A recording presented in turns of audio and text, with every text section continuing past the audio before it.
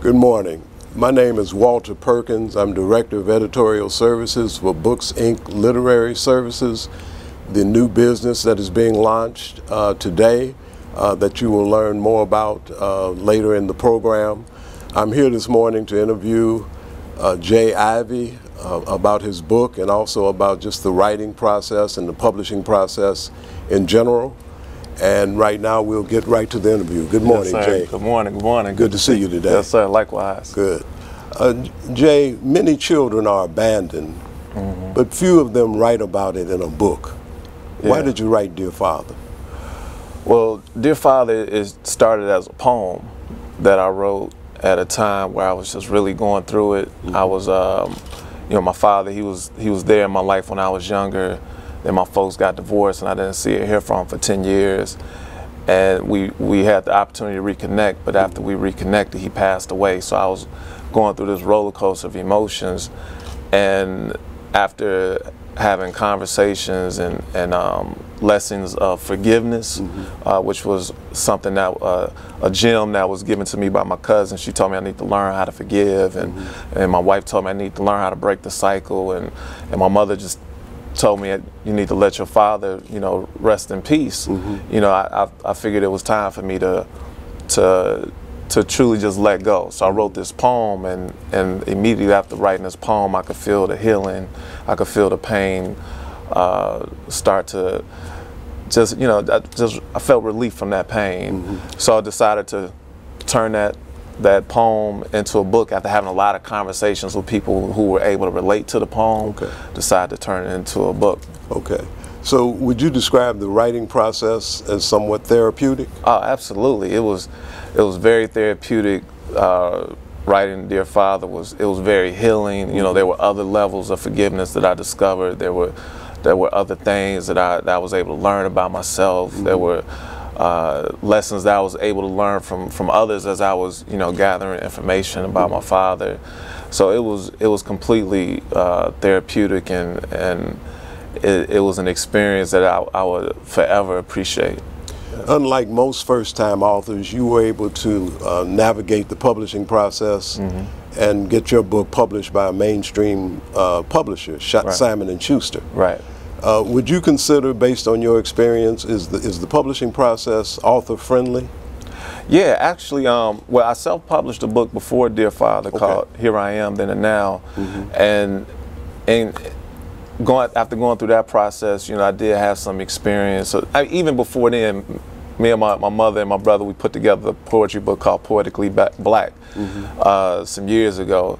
So going from that to having the experience of dealing with a publisher, I had a great experience. It was author friendly. They were, they didn't shoot down ideas. They didn't make it difficult as far as my creativity and my creative control was concerned. I was able to pour into the story exactly how I wanted to, and they had, after they were able to see my style and process, they had some good feedback and good ideas that they were able to bounce back to me. So I was able to take those ideas and, look at them and then develop them and tie those into the story as well. So it was a great experience. Good. There are so many different issues and challenges involved in the publishing process. What are three things that you wish that you had known before you published Dear Father? Well, I guess one thing is time, just the time that it takes.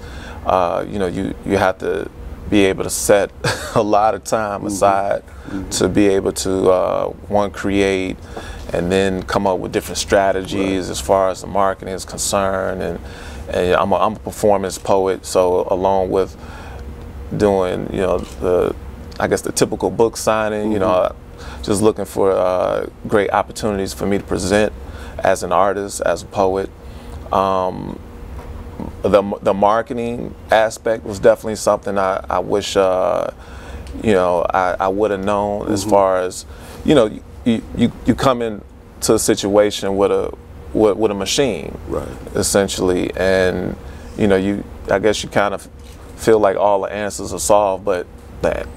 The answers are solved. You still have to go just as hard, if not harder, than you were going before you signed up with them. So that was definitely one thing. And okay, so the other point I was going to make is just knowing that, you know, it's not just you. You go in thinking, you go into the situation of, okay, I'm signing on with this publisher, but you know, that publisher has, you know, a roster of authors. So with that, you have to know and learn how to. You have to compete. You have to make room for yourself. You have to make it known or make it viable that for the company to invest into what you're doing, into your idea, into your story. So those are some of the things that, you know, I wish I would have known and definitely learned going into it. As you mentioned earlier, this is the 9th anniversary of the Books Inc. Author Showcase. How important are events like this as for authors as far as offering them networking opportunities and ability to learn about the publishing process? Yeah, well, you know, it's I mean, things like this, you know, I was looking through the brochure and even just being familiar, you know, with Books Inc. Literary Services is definitely important for authors who are first-timers, not even just first-timers, you know, for seasoned authors to be able to come into a room and be able to share ideas, to be able to see, you know, what worked for other authors, what didn't work, some of the challenges, some of the from the writing aspect to the marketing aspect to the just getting dates so you can present and be seen and be heard. So it's, you know, having something like this, and even, you know, the design of the book, and, you know, just every aspect of it that goes into it. Because, you know, when someone has, you know, the idea, you know, you have somebody that's creative and say, I'm gonna write a book. That person, that author needs to know that there's a lot more to it than just saying I'm gonna write a book. You know, you need to know about the editing process and the rewrite and the rewrite and the rewrite, and then the printing process, and you know, just having the timeline as far as the planning. You know, it's not just writing a book and putting it out. You need to put it out at the right time with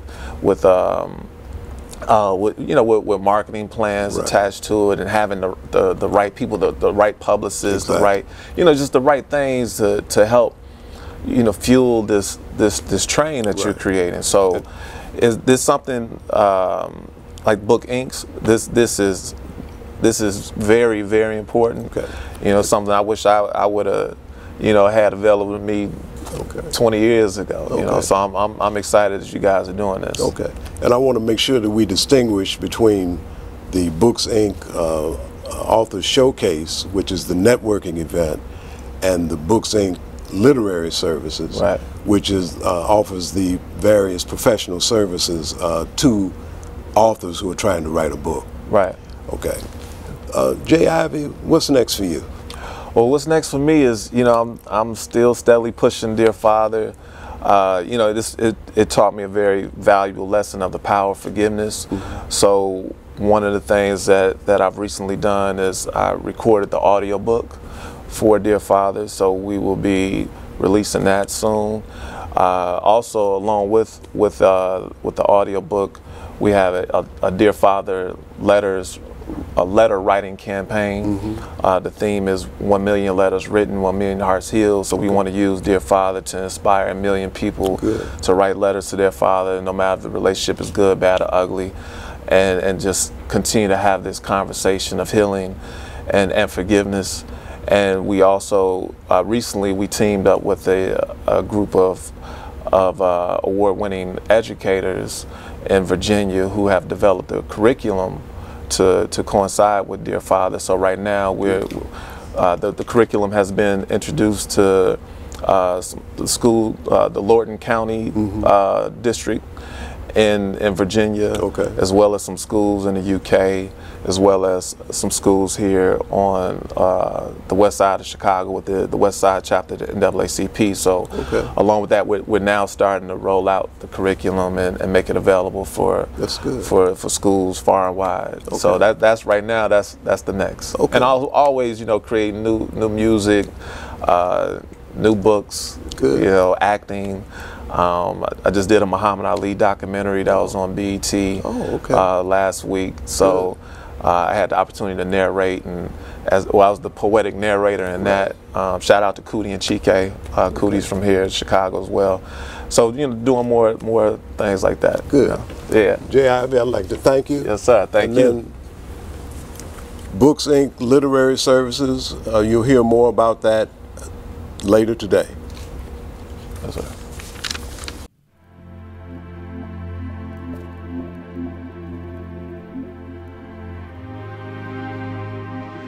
If you don't deal with your emotions, one day your emotions are going to deal with you. I found that out a while ago through my discovery of writing, through my discovery of poetry, just having the ability to dig deep and see how my poems and my poetry and my art became a mirror of my self-reflection. Through that journey, I was able to see some things that I liked, saw some things I didn't like, and one of the things that really hit home and really caused a lot of pain, a lot of strain in my life was the fact that my father wasn't there.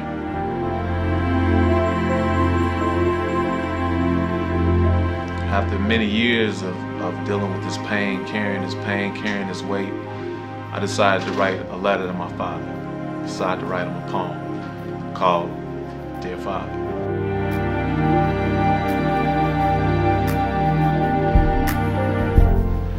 Tears poured down and steered the ink on the page in new directions. It was the happiest poem I've ever written. It was the happiest I've ever felt. The weight that had been magnetized in my spirit had been lifted. The release of it made me appreciate everything I had been given. It made me a much better person. It made me a much better man. In that moment, I knew that I could begin life again. I could move forward without reservations, without guilt, without doubt or regret. I could rejoice in knowing who I am and where I come from. I could work on me with an honest heart. I could work on the parts about myself that I wanted to improve. I felt free. I was free. I felt free. I was free. Through that poem, through that writing, I was able to find a huge sense of forgiveness, a huge sense of healing, a huge sense of just freedom, and not having to carry this load that I carried with me for so many years. I was able to find my joy and my happiness through writing, through letting go, moving forward. And through writing that letter, although there were tears on the page when I wrote it, it turned out to be the happiest poem I've ever written, because writing it, I found myself becoming lighter. You know, I felt the pain melting off. I felt, you know, the struggle kind of going away. And when I was able to forgive, I was able to find the healing that came from expression, that came from poetry, that came from the written word. And the more that I read it, the more that I recited it, the more I shared it, the more that I performed it, I feel better and better and better and better.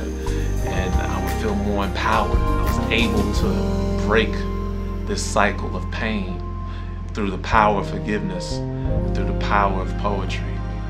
And this journey it was such a beautiful journey, so many twists, so many turns, and so many lessons, so many blessings. And that's why I've decided to write this story, to share this story, because I feel like the same way I was able to find this healing, there's so many others that will be able to find it. So I wanted to share this story with you.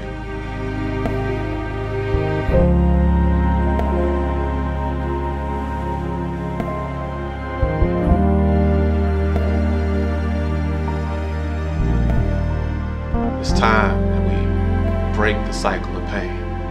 There's something I know we can do. There's something I know we will do. And it's time that we